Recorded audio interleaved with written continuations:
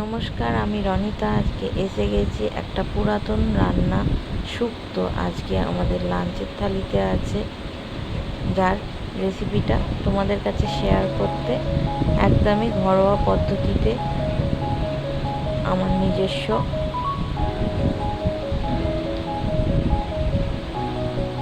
যার মধ্যে লাগবে কাঁচকলা, সজনা ডাঁটা, তরুলি, আলু আর অনেক করলা,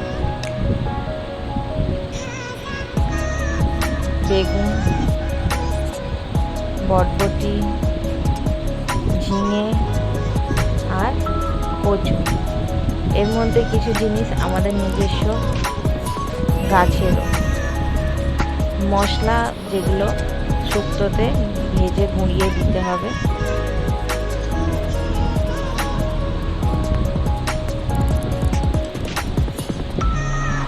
ঘরের তৈরি বড়ি, যেটা প্রথমে কড়ায় তেল দিয়ে ভেজে নেওয়া হলো, তারপরে আরেকটু তেল দিয়ে অল্প করে, তেলও বেশি ব্যবহার হবে না, আলু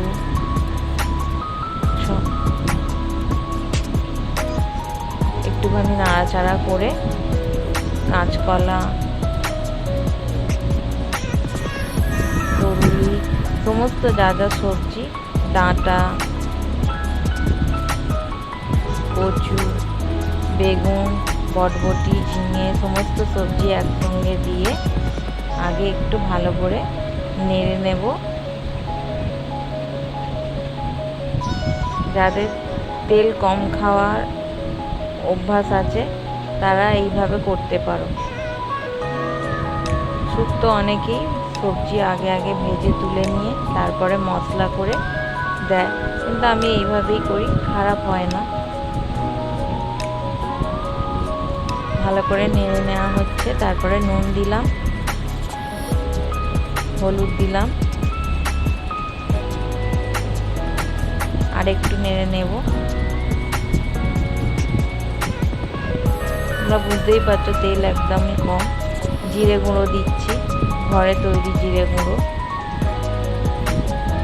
ধনে গুঁড়ো।